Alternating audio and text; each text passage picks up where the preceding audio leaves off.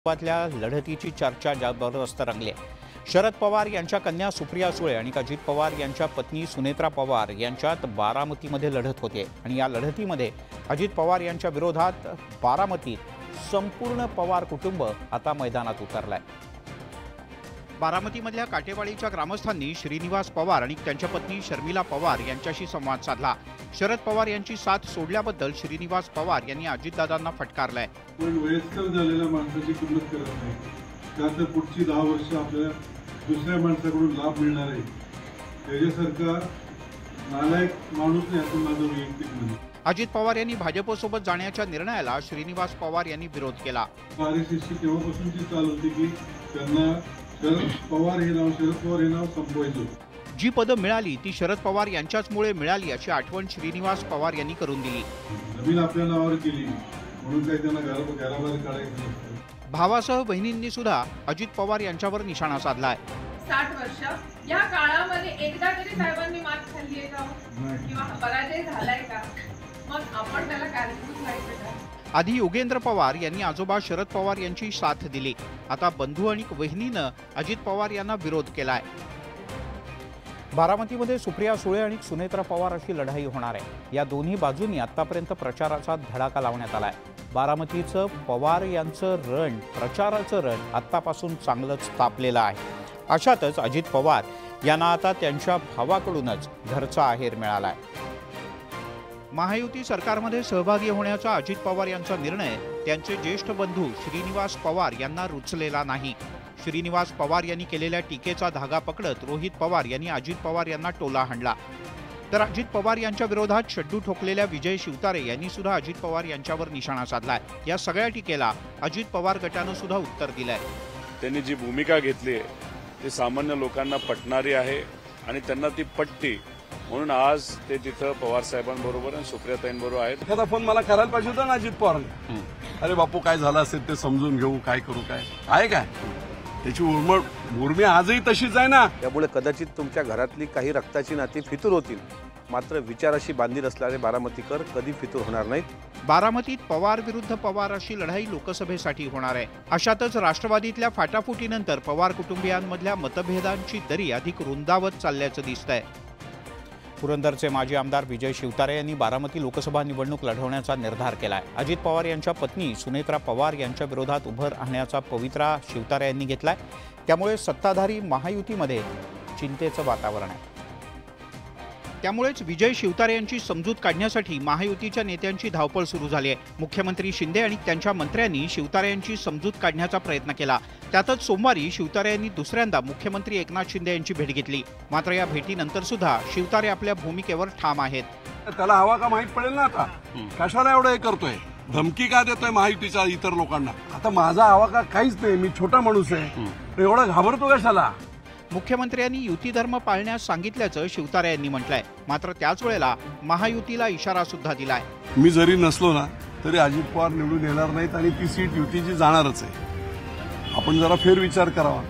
बैठकीत मुख्यमंत्री एकनाथ शिंदे यांनी अजित पवार यांच्याबद्दल काय म्हटलं याचा खुलासाही त्यांनी केला। त्यांचं काय होईल त्या आपसामध्ये, त्यांचं ते ज्याच्या त्याच्या मरणाने तो मरेल। युती धर्म पाळणं हे आपलं शिवसेनेचं कर्तव्य आहे असं मी त्यांना सांगितलेलं आहे। त्यामुळेच विजय शिवतारे यांचा रुद्रावतार कायम असल्याचं पाहायला मिळत आहे। तिकडे महाविकास आघाडीचं जागा वाटप अद्याप जाहीर झालेलं नाही। अजूनही काही जागांवरून महाविकास आघाडीमध्ये काथ्याकूट सुरू आहे। त्यातच सांगलीच्या जागेवरून महाविकास आघाडीत मिठाचा खडा पडण्याची शक्यता आहे। कोल्हापूरची जागा काँग्रेसच्या वाट्याला गेल्यानं सांगलीतून ठाकरे गट लढणार असल्याचं खासदार संजय राऊत यांनी म्हटलंय। काही दिवसांपूर्वी उद्धव ठाकरे यांनी चंद्रहार पाटील यांना सांगलीतून उमेदवारीचे संकेत दिले। मात्र सांगलीची जागा आम्ही अजिबात सोडणार नाही, त्यासाठी टोकाची भूमिका घ्यावी लागली तरी चालेल अशी भूमिका काँग्रेसचे आमदार विश्वजित कदम यांनी घेतली आहे। कोल्हापूरच्या बदल्यात सांगली शिवसेनेकडे राहील। सांगलीमध्ये आम्ही चंद्रहार पाटील डबल महाराष्ट्र केसरी उमेदवार म्हणून घोषित केलेले आहे। पुन्हा सांगतो, आज आम्ही टोकाची जरी भूमिका घ्यावी लागली तर आम्ही घेऊ, परंतु ही जागा काँग्रेस पक्षाकडे राहिली पाहिजे, हे आमचं ठाम मत आहे। स्वातंत्र्यापासून सांगली काँग्रेसचा बालेकिल्ला असल्याचं म्हणत विश्वजित कदम यांनी ठाकरे गटाला सुनावलंय। शिवसेना ही पक्षाला विनंती करतो की सांगली जिल्हा हा जो काँग्रेस पक्षाचा बालेकिल्ला आहे, त्याच्यावर हा हट्ट तुम्ही करू नये। कार्यकर्ते मंडळी आहे सांगली जिल्ह्यातली, आणि त्या मतदारसंघातली त्यांचं सगळ्यांची इच्छा आहे की सांगलीमध्ये आपल्याला निश्चित चांगलं यश येण्यासारखी स्थिती आहे. त्यामुळे सांगलीच्या जागेवरून महाविकास आघाडीत निर्माण झालेला विसंवाद या निमित्तानं समोर आलाय. रविवारी इंडिया आघाडीची शिवाजी पार्कवर जाहीर सभा पार पडली. या सभेतून इंडिया आघाडी आणि महाविकास आघाडीनं लोकसभा निवडणुकांच्या प्रचाराचा नारळ फोडला. या सभेतून राहुल गांधी यांनी भाजप आणि पंतप्रधान मोदींवर जोरदार निशाणा साधला.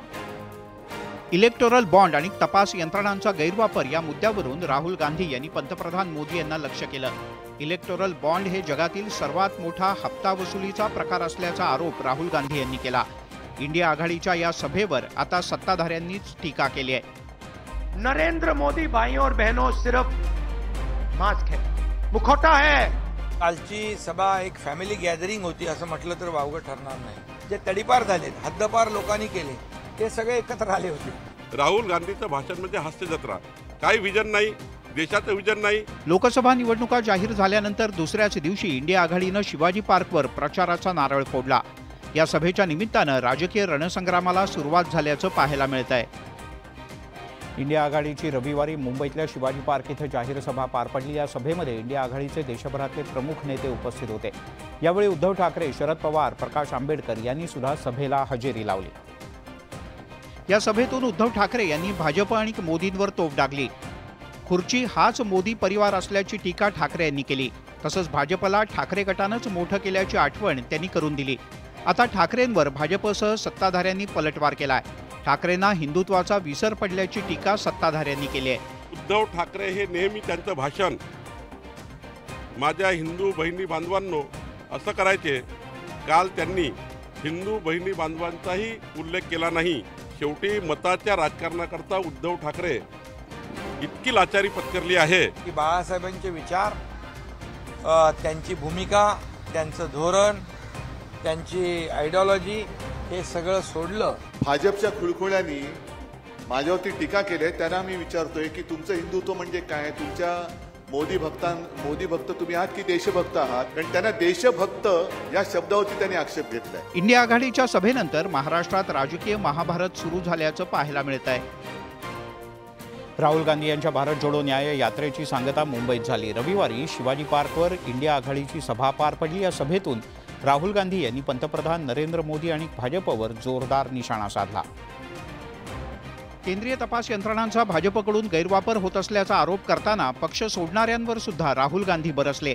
यावेळी राहुल गांधी यांनी नुकत्याच भाजपमध्ये प्रवेश केलेल्या अशोक चव्हाण यांचं नाव न घेता त्यांच्यावर हल्ला चढवला. जेलमध्ये जायचं नाही म्हणून एक नेता सोनिया गांधी यांच्यासमोर रडला होता, अशी अप्रत्यक्ष टीका राहुल गांधी यांनी अशोक चव्हाण यांच्याबद्दल केली. या टीकेला आता अशोक चव्हाण यांनी उत्तर दिलंय.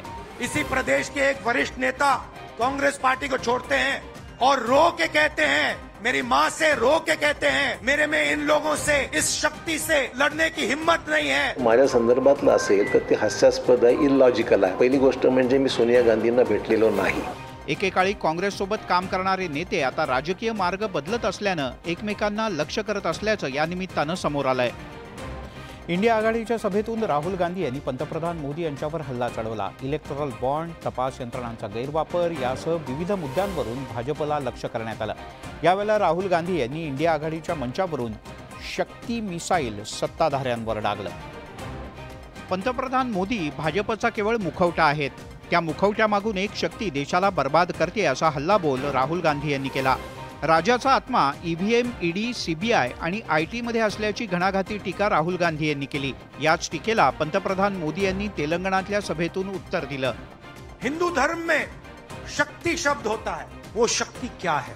राजा की आत्मा ईवीएम में है, ईडी में है, सीबीआई में है, इनकम टैक्स डिपार्टमेंट में है. उन्होंने कहा है कि उनकी लड़ाई शक्ति के खिलाफ है. मेरे लिए हर मां शक्ति का रूप है.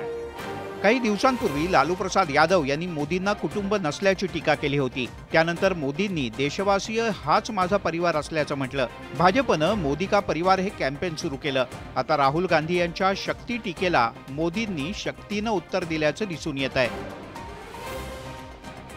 हिंगोली जिल्ह्यामध्ये आज उद्धव ठाकरे यांच्या उपस्थितीमध्ये कुटुंब संवाद मेळाव्याचं आयोजन करण्यात आलं होतं. हिंगोली जिल्ह्यात होणाऱ्या या तीनही मेळाव्यांना उद्धव ठाकरे संबोधित करणार आहेत. पहिला मेळावा वसमत शहरात आहे, या मेळाव्याच्या ठिकाणी उद्धव ठाकरे यांचं आगमन झालं. सोबत खासदार संजय राऊत सुद्धा उपस्थित होते. हिंगोलीमध्ये घेतलेल्या मेळाव्यात बोलताना उद्धव ठाकरे यांनी पक्ष सोडून गेलेल्यांवर आणि भाजपवर जोरदार हल्ला चढवला. काही जणांना असं वाटतं की त्यांनी केलं, असं अर्ध्या हळकुंडाने पिवळे होणारी लोक ते तिकडे गेले. बघा लावतात का हळद परत लोक तुम्हाला. मी पुन्हा आलो या देवेंद्र फडणवीस यांच्या वक्तव्याचा उद्धव ठाकरे यांनी समाचार घेतला. मैंने कहा था मैं पुनः येईल, तो उसमें 2.5 साल लग गए, लेकिन 2.5 साल बाद आया तो ऐसा आया कि दोनों पार्टी तोड़कर आए और 2 साथी लेकर आए. काही जणांना अभिमान कसला असतो की आम्ही 2 पक्ष फोडून पुन्हा आलो. अरे घर फोडे तुम्ही, यांना घर फोडीचं एक अधिकृत लायसन्स देऊन टाका आता, घर फोडे म्हणून. भाजपच्या कमळ या चिन्हावर सुद्धा त्यांनी टीका केली. ते काय चिन्ह असेल ना, ते कमळ नाहीये, ते हातोडे बितोडे असे काहीतरी काय घर फोडे करणार आहे. सगळ्यांची घरं तुम्ही फोडताय, पक्ष तुम्ही फोडताय. तुमच्या पक्षामध्ये ना नेते तयार झाले, नेत्यांचा आदर्श सोडाच, पण आदर्शवाले नेते त्यांनी घेतले. हा मतदारसंघ पक्षाचा बालेकिल्ला असून तो जिंकणारच असा दावा उद्धव ठाकरे यांनी केलाय. महायुतीत अमरावती लोकसभा उमेदवारीचा तिढा कायम आहे. विद्यमान खासदार नवनीत राणा भाजपच्या तिकिटावर लोकसभेच्या रिंगणात उतरणार असल्याची चर्चा आहे. तसंच त्या लवकरच भाजपमध्ये प्रवेश करणार असल्याची सुद्धा शक्यता आहे. मात्र नवनीत राणा यांच्या उमेदवारीला महायुतीच्या घटक पक्षांकडून विरोध होतोय. अडसूळ पिता पुत्रांनी राणा यांच्या विरोधात दंड थोपटलेत. अमरावतीची जागा शिंदेंच्या शिवसेनेची असल्याचा दावा अडसूळ यांनी केलाय. मात्र यानंतर आमदार रवी राणा यांनी महायुतीच्या घटक पक्षांना इशारा दिलाय. राणांच्या या इशाऱ्यावर बच्चू कडू यांनी मिश्किल टोला हाणलाय. मोदीजींचे हात मजबूत करण्यासाठी काम करणार नाही, ते एनडीएचे घटक म्हणून प्रत्येक पक्षाने त्या कार्यकर्त्यावर कारवाई केली पाहिजे. शिंदे साहेब, फडणवीस साहेबांपेक्षा आम्ही यांना खूप घबरावतो. खूप भीतीचं वातावरण तयार झालं. त्यांनी सांगितलं का मंचगाव राज लागल.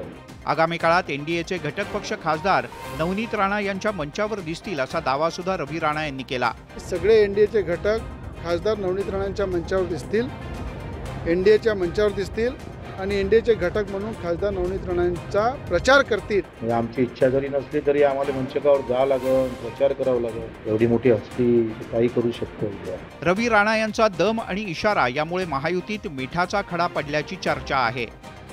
सोलापूर मतदारसंघातून यंदा काँग्रेसकडून प्रणिती शिंदे यांना उतरवलं जाण्याची दाट शक्यता आहे. यातूनच प्रणिती शिंदे यांनी मतदारांशी संवाद साधायला सुरुवात केली. या दरम्यान त्यांनी वंचित बहुजन आघाडीवर जोरदार निशाणा साधला. तर वंचित बहुजन आघाडीनं सुद्धा प्रणिती यांच्यावर पलटवार केलाय. एकीकडे महाविकास आघाडी आंबेडकर यांना सोबत घेऊन लोकसभा निवडणूक लढवण्यासाठी आटोकाट प्रयत्न करते, तर दुसरीकडे सोलापूरमधील काँग्रेसच्या आमदार प्रणिती शिंदे यांनी वंचित बहुजन आघाडीचं नाव न घेता बोचरी टीका केली. काँग्रेसच्या नेत्यांना सुद्धा सूचक इशारा दिलाय.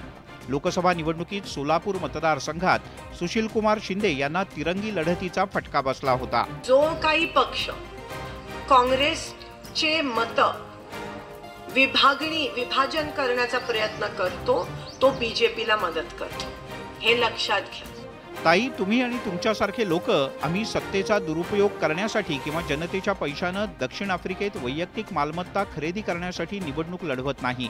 आम्ही महाराष्ट्रातील वंचित आणि बहुजनांच्या आकांक्षा आणि प्रतिनिधित्व करण्यासाठी निवडणूक लढवतो. असो, या सर्व गोष्टी बंद करा. तुम्ही ठीक आहात. आम्हाला समजले की इतके दिवस थांबल्यानंतरही तुमचं तुमच्या पक्षासोबत काही जमत नाही. नवीन पक्षाचा मुहूर्त कधी आहे, असा सवाल करत वंचितनं प्रणिती यांना डिवचलंय. लोकसभेचं बिगुल वाजल्यानंतर आता राजकारण सुद्धा तापल्याचं पाहायला मिळत आहे. जळगावमध्ये तर राष्ट्रवादी शरदचंद्र पवार गटातच आरोप प्रत्यारोप सुरू झाल्याचं दिसत आहे. यात सत्ताधारी अजित पवार गटानं सुद्धा उडी घेतली आहे. पुन्हा एकदा सगळ्यांनी मिळून खडसेंना घेरल्याचं पाहायला मिळत आहे. खडसे यांनी भाजपकडून आपली सून रक्षा खडसे यांना उमेदवारी मिळावी यासाठी शरद पवार यांचा विश्वासघात केल्याचा आरोप अजित पवार गटाच्या राष्ट्रवादीनं केलाय. विरोधकांसह स्वपक्षीयांनी सुद्धा खडसे यांच्यावर आरोपांची सरबत्ती केली आहे. विरोधक आणि स्वपक्षीयांकडून जोरदार घेराबंदी सुरू झाल्यानं खडसे यांनी जोरदार पलटवार केलाय. यांच्यासाठी जागा सोडली, यांनी रावेरची जागा मागितली, यांनी आग्रह केला की मी उभा राहणार आहे, ती जागा घ्या. हे कसलं षडयंत्र होतं. बारामतीला ननंद भाऊजाईची लढाई होते, त्याप्रमाणे जर आपण रोहिणीताईला आदेश केले तर ती सीट सुद्धा चांगल्या पद्धतीने लढू शकतो. पक्ष ज्याप्रमाणे आपल्याला आदेश देईल त्या पक्षाने सांगितलं घरी बसा, आम्ही घरी बसायला ना, तर तुम्ही मला कोण सांगणार आहे हो. रावेर लोकसभा मतदारसंघात भाजप विरुद्ध शरद पवार यांची राष्ट्रवादी असा सामना सुरू होण्याच्या आधीच पुन्हा एकदा खडसे विरुद्ध सगळे असा सामना रंगल्याचं दिसतंय. त्यामुळे निवडणुकीत नेमकं काय होतं हे पाहणं महत्त्वाचं आहे. लोकसभा निवडणुकीची घोषणा झाल्यानंतर उमेदवार ठरवताना राजकीय पक्षांच्या नेत्यांची दमछाक होते. एका जागेसाठी अनेक जण इच्छुक असल्यानं राजकीय पक्षांना कसरत करावी लागते. अशातच असाच काहीसा प्रकार घडलाय माढा लोकसभा मतदारसंघात. महायुतीनं माढा लोकसभा मतदारसंघातून विद्यमान खासदार रणजितसिंह नाईक निंबाळकर यांना पुन्हा एकदा संधी दिली आहे. त्यामुळे महायुतीचे नेते विजयसिंह मोहिते पाटील, रामराजे निंबाळकर नाराज आहेत. असं असतानाच महाविकास आघाडीत सुद्धा माढ्याच्या उमेदवारीवरून रस्सीखेच सुरू झाली आहे. शेकापनं माढ्याच्या जागेवर दावा केला आहे. शेकापचे नेते जयंत पाटील यांनी नुकतीच शरद पवार यांची भेट घेऊन माढ्याच्या उमेदवारीबद्दल चर्चा केली. गणपतराव देशमुख यांचे नातू अनिकेत देशमुख, डॉक्टर अनिकेत देशमुख यांची मागणी केलेली आहे. माढा लोकसभेसाठी रासपचे नेते महादेव जानकर सुद्धा इच्छुक आहेत. यावर सुद्धा जयंत पाटील यांनी भाष्य केलं. आणि जानकर गणपतरावांच्या नातूनं विरोध करतील असं मला वाटतं. त्यामुळेच आता शरद पवार आणि महाविकास आघाडी माढ्यामध्ये कोणती खेळी करणार याकडे राजकीय वर्तुळाचं लक्ष लागलंय.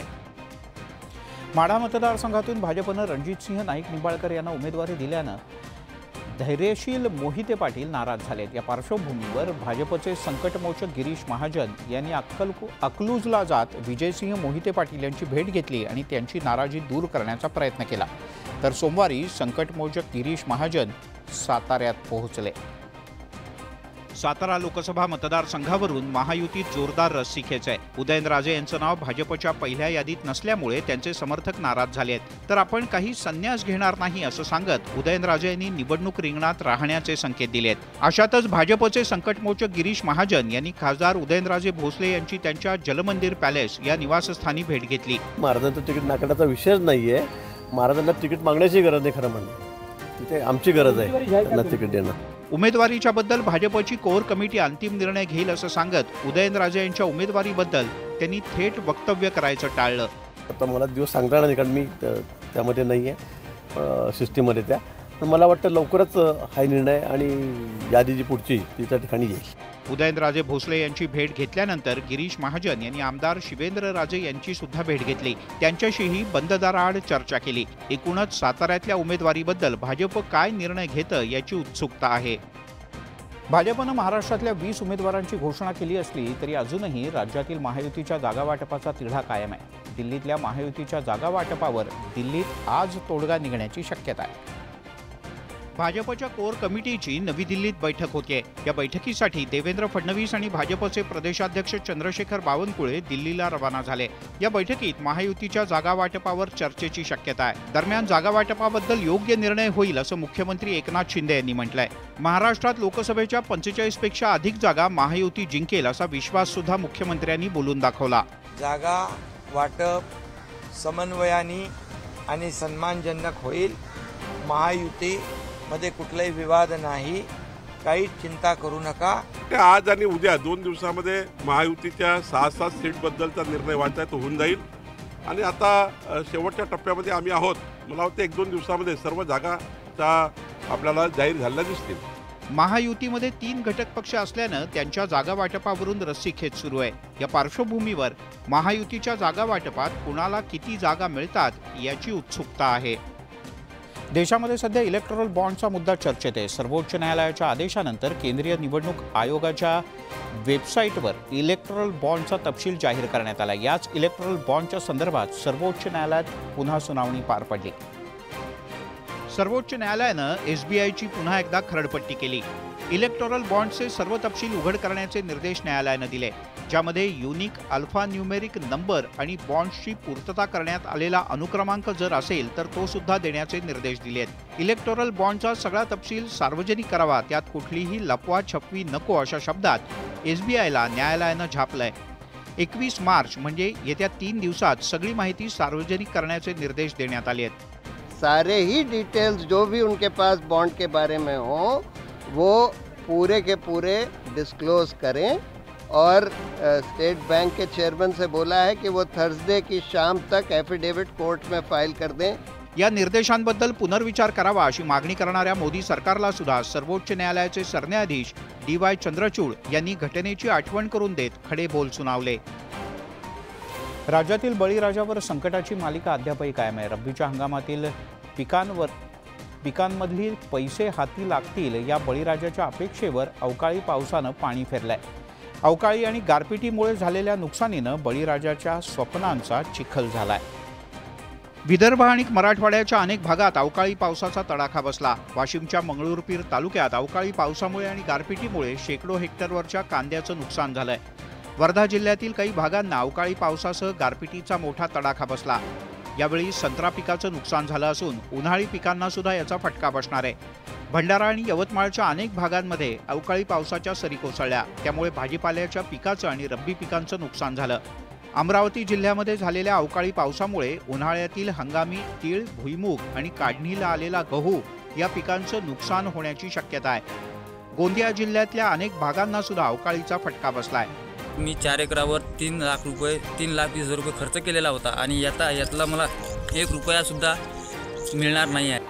विदर्भ आणि मराठवाड्यातल्या काही जिल्ह्यांमध्ये 2-2 दिवस पावसाचा ऑरेंज अलर्ट देण्यात आलाय.